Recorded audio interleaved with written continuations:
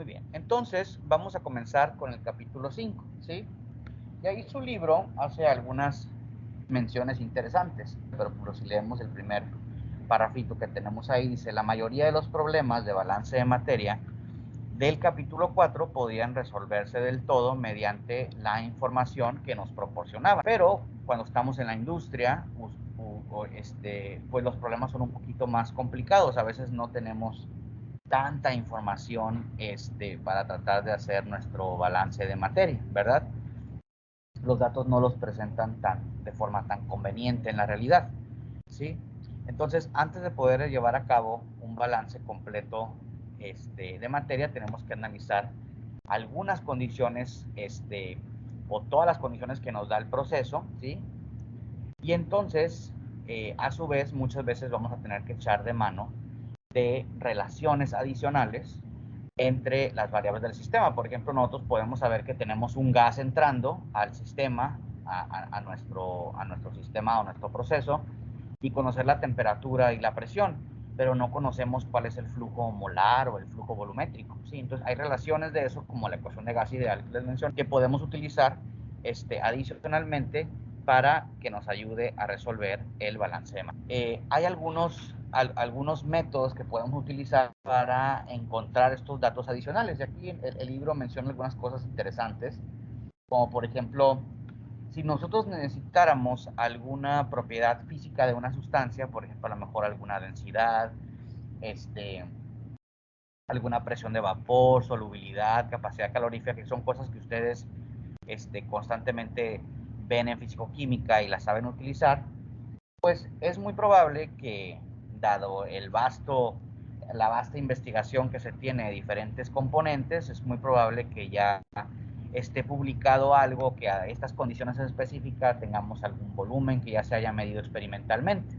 Sin embargo, pues como los experimentos usualmente también pues tienen un costo, y también tienen un costo no solamente monetario sino de tiempo, hay muchas veces el tener las propiedades físicas de algún compuesto, ¿sí? Especialmente compuestos medio raros, ¿sí? Pues es un activo también valioso para la empresa, ¿sí?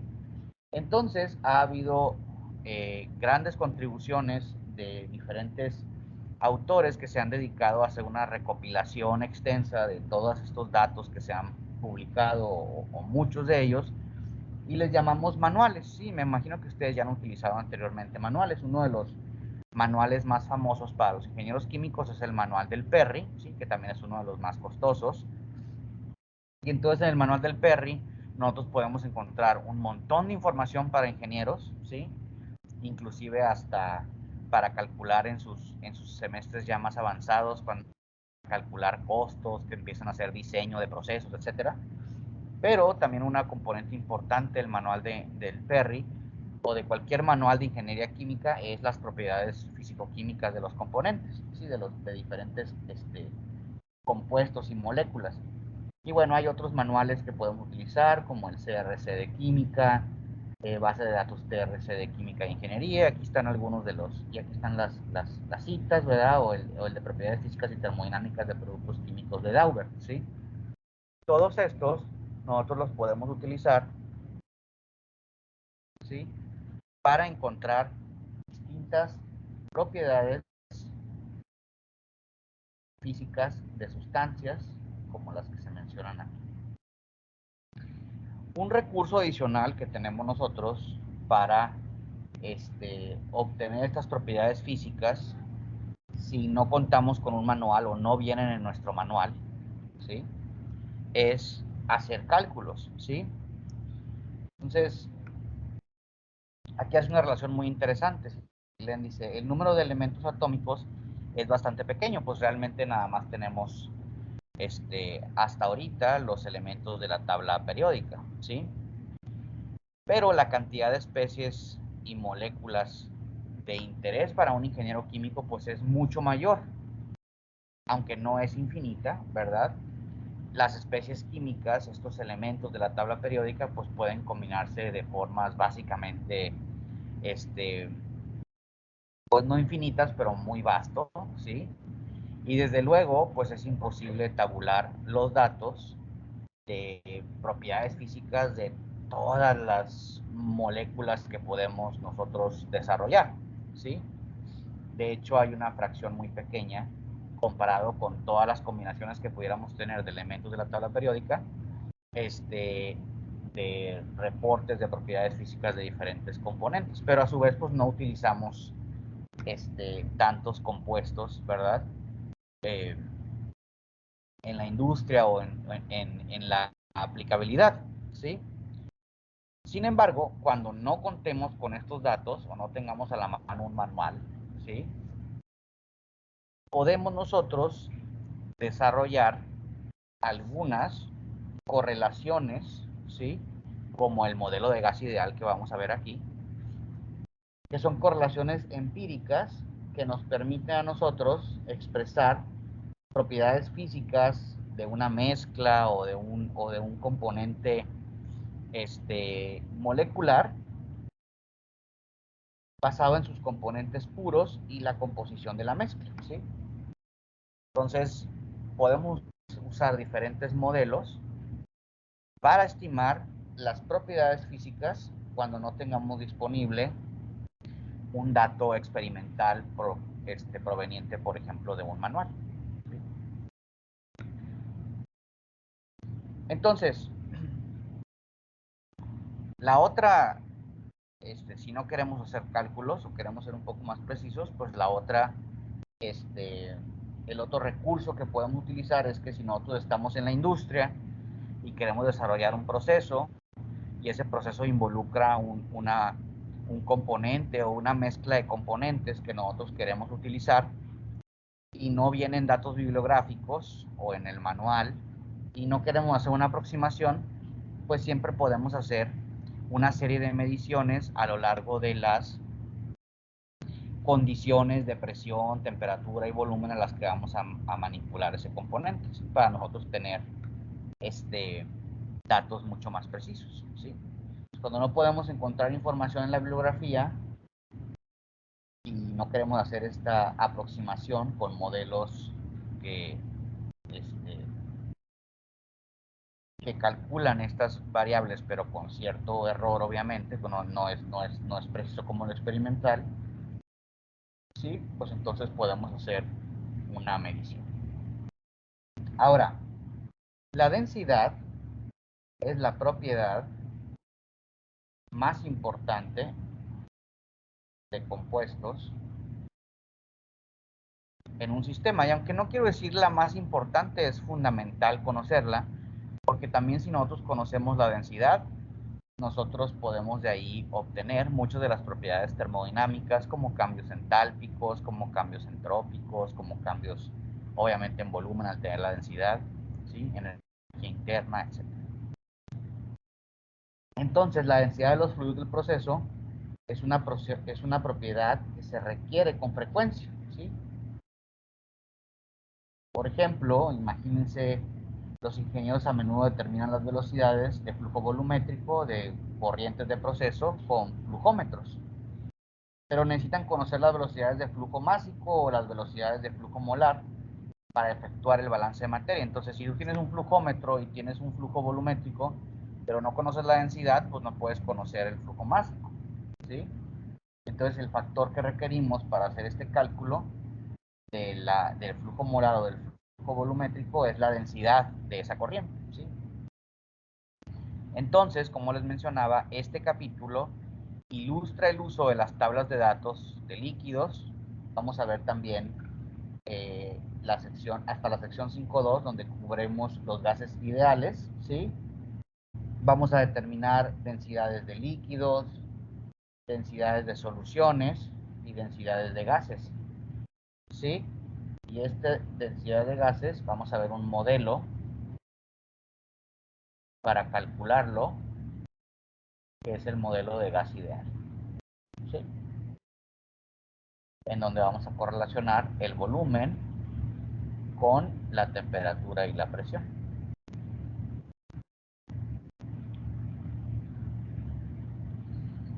Entonces, vamos a iniciar con toda la parte de cálculo de densidades, ¿sí? Que como les digo ahí, la densidad es una de las de las parámetros que necesitamos o propiedades termodinámicas que necesitamos para hacer balances de materia.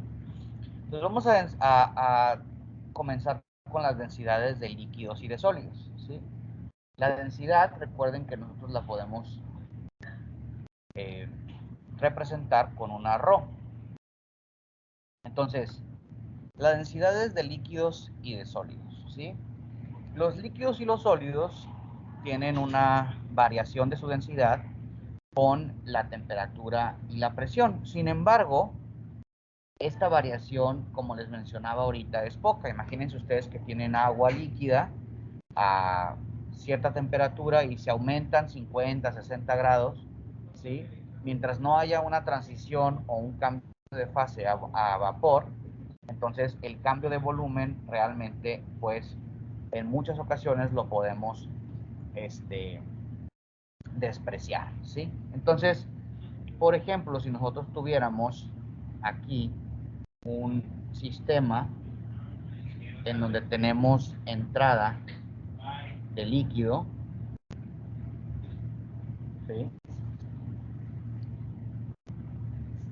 a una temperatura inicial y una presión inicial, ¿sí?, pudiéramos calcular nuestra densidad a la temperatura inicial y la presión inicial, o la pudiéramos buscar en algún manual. Y si este líquido nosotros cambiamos las condiciones de salida y tenemos de nuevo líquido a una temperatura 2 y presión 2, pudiéramos nosotros calcular la densidad 2 a las condiciones de temperatura 2 y presión 2. Sin embargo, si nosotros, por ejemplo, no pudiéramos, encontráramos las condiciones en un manual de la densidad a cierta temperatura y presión y no tuviéramos la densidad a esta segunda temperatura y presión, siempre podemos hacer una aproximación, ¿sí?, en donde la densidad 1 va a ser similar a la densidad 2, ¿sí?, porque hay poca variación del volumen con la temperatura y la presión, ¿sí? Entonces, esta es una forma de nosotros resolver la falta de datos de volúmenes a todas las condiciones de temperatura y presión. Y recuerden, esto es válido para líquidos y sólidos, ¿sí?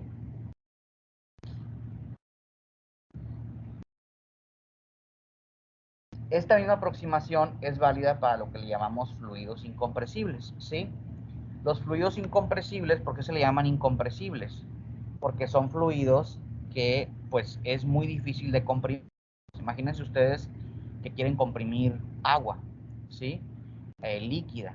Entonces, pues, sería bastante complicado hacer esa compresión, ¿sí? Claro que sí tiene una variación con temperatura y presión el volumen, pero es poco, ¿sí? Entonces, los fluidos incompresibles son los sólidos y los líquidos, ¿sí? Y recuerden que esto es una aproximación. Asumir que el volumen no tiene variación con la temperatura y la presión, que los fluidos tienen un volumen fijo, ¿sí? Sin embargo, como les menciono, la manera más precisa de determinar la densidad de un fluido, ya sea líquido o sólido o gas, a diferentes condiciones, es midiéndolas. O, si tenemos tablas, podemos calcular estas densidades, ¿sí?, ya sea la densidad de entrada y la densidad de salida, a diferentes condiciones de temperatura y presión, y ser mucho más precisos en nuestras mediciones, ¿sí? Sin embargo, si se carece de datos, la densidad de una mezcla, ¿sí?, de n líquidos, imagínense ahora que tienen un sistema con mezclas de una cantidad n de líquidos, ¿sí? Hay dos formas de hacer el cálculo para la densidad, podemos decir una densidad promedio de una mezcla, ¿sí? La primera forma de hacerlo, ¿sí? Es utilizando las fracciones másicas de los componentes, ¿sí? Y las densidades de los componentes puros ρI, ¿sí? Entonces, ¿esto qué involucra? Involucra suponer lo que le llamamos aditividad de volumen, ¿sí? ¿Qué es la aditividad de volumen? Pues quiere decir que si mezclamos 2 mililitros de líquido y 3 mililitros 2 mililitros de líquido A y 3 mililitros de líquido B, quiere decir que el volumen que vamos a tener después de hacer esa mezcla es la suma de esos dos volúmenes, que son 5 mililitros, ¿sí? Si nosotros hacemos esta suposición de que al mezclar dos volúmenes de dos componentes distintos, o de 4, de 5, de 10 o lo que sea, vamos a adicionar cada vez ese volumen y no va a haber un volumen diferente al de la suma, ¿sí? Al hacer esta suposición y también asumir, y esto sí es cierto, la masa de los componentes siempre son aditivas, ¿sí? Porque la masa siempre es la misma, y si adicionas 2 gramos y 2 gramos de otra, esos gramos forzosamente son aditivos por el principio de la conservación de la materia. El volumen no necesariamente, ¿verdad? Entonces podemos calcular la densidad promedio utilizando esta ecuación. 1 sobre la densidad promedio va a ser igual a x1 sobre la densidad promedio, donde x1 es la fracción másica, ¿sí? Por ejemplo, si nosotros tenemos una fracción másica de un componente que tiene 50% de el componente 1 y 50% del componente 2, ya nos da el 100%, entonces tendríamos 0.5 entre la densidad del componente 1 más 0.5 entre la densidad del componente 2. Y esto nos daría la densidad promedio, 1 sobre la densidad promedio de nuestra mezcla, ¿sí? Ahora, se podrían también obtener simplemente el promedio de las densidades de los componentes puros, ponderando cada uno de ellos según la fracción másica del componente, ¿sí? Entonces también pudiéramos decir, ¿sí?, que la densidad promedio es igual a x1 por ρ1 más x2 por ρ2 más x3 por ρ3, etcétera, ¿sí? Y no haciendo 1 entre ρ.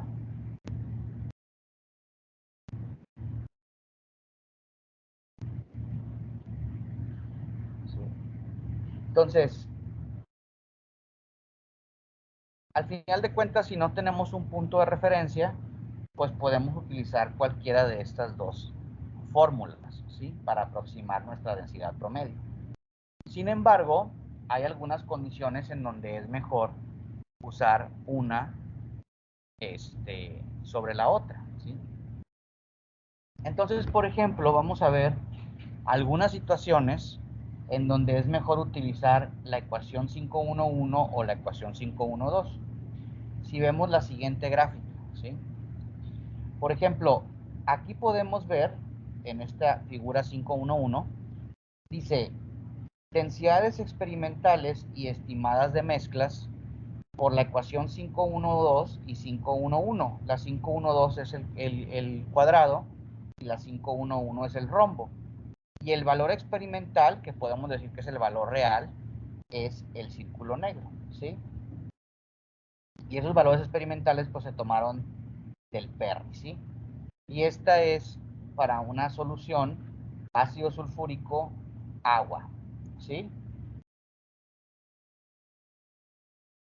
Entonces, y la otra es para metanol agua, ¿sí?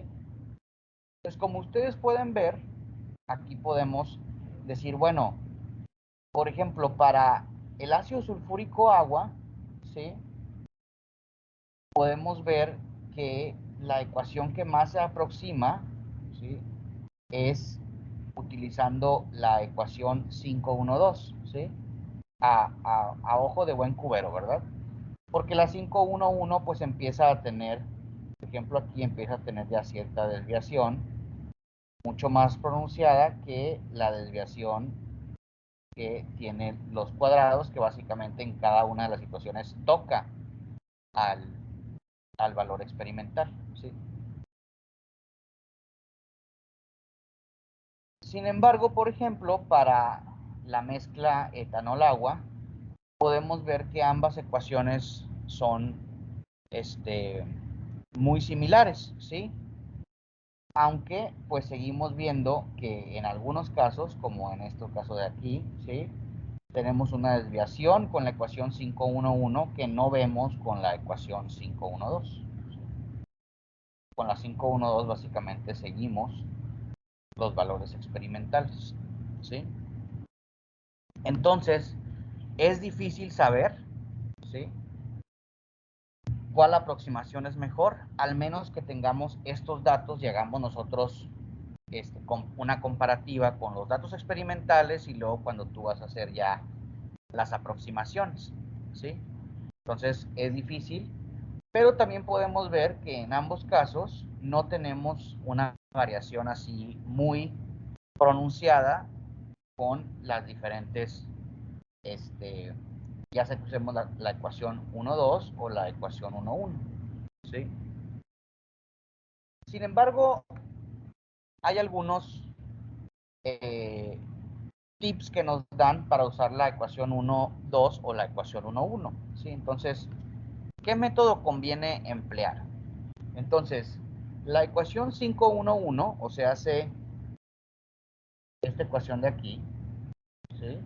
La de 1 sobre ρ, y la suposición de que la aditividad de volúmenes funciona mejor para mezclas de especies líquidas con estructuras moleculares similares, ¿sí? O sea, por ejemplo, si tenemos puros hidrocarburos de cadena lineal en nuestra mezcla, ¿sí? Con un peso muy similar, por ejemplo, a lo mejor si tenemos una mezcla de pentano, hexano, heptano, ¿sí? Pues podemos utilizar la ecuación 511, ¿sí? Es más conveniente. Pero sin embargo, no hay reglas generales para saber en qué casos funciona mejor la ecuación 512. Lo único que podemos hacer es basarnos en observaciones empíricas experimentales, ¿sí? Pero sin embargo, una buena aproximación cuando tenemos estructuras muy similares, pues siempre conviene utilizar la 511, ¿sí? Para ese caso en particular. Con esto terminamos la parte de líquidos y sólidos y mezclas, ¿sí? Las aproximaciones que podemos hacer cuando tenemos ya sea un líquido puro o que tenemos también mezcla de líquidos, ¿sí? Cómo aproximar los volúmenes utilizando la ecuación 511 o 512.